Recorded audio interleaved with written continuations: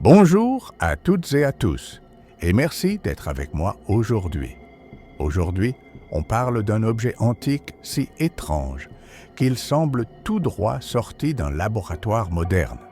Un objet vieux, de plus de 2000 ans, capable peut-être de produire de l'électricité? Oui, de l'électricité, dans l'Antiquité. Bienvenue dans le mystère des batteries de Bagdad.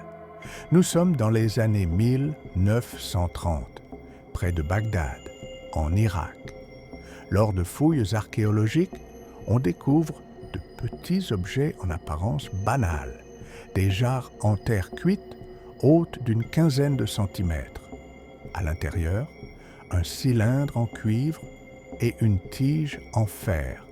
Rien d'exceptionnel, sauf que lorsque des chercheurs reproduisent l'objet et y ajoutent un liquide acide, comme du vinaigre ou du jus de citron, il se passe quelque chose d'étrange.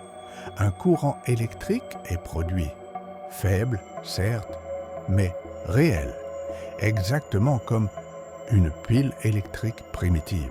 Ces objets dateraient de l'époque parthe ou sassanide, entre 200 avant notre ère, J.C.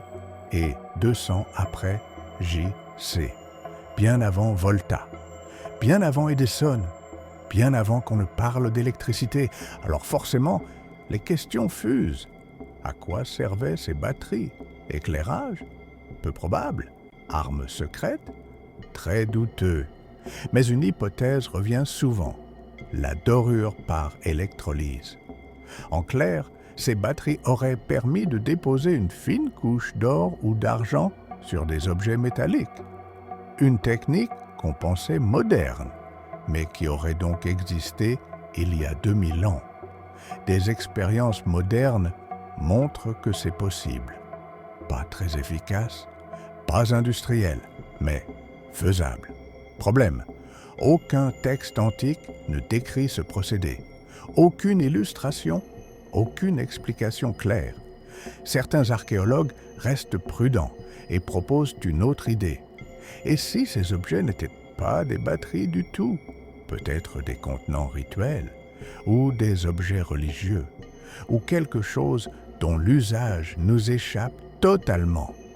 Mais alors, pourquoi cette configuration précise?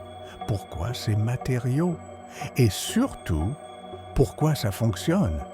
Aujourd'hui encore, le débat est ouvert. Les batteries de Bagdad ne prouvent pas que l'Antiquité était électrifiée.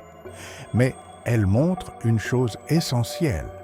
Nos ancêtres comprenaient parfois bien plus de choses que ce que l'on imagine. Et peut-être que certaines connaissances ont simplement disparu avec le temps.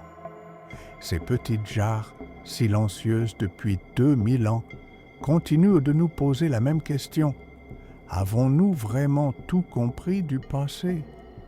Merci beaucoup d'avoir écouté cet épisode. Prenez soin de vous. Rechargez votre curiosité sans prise électrique.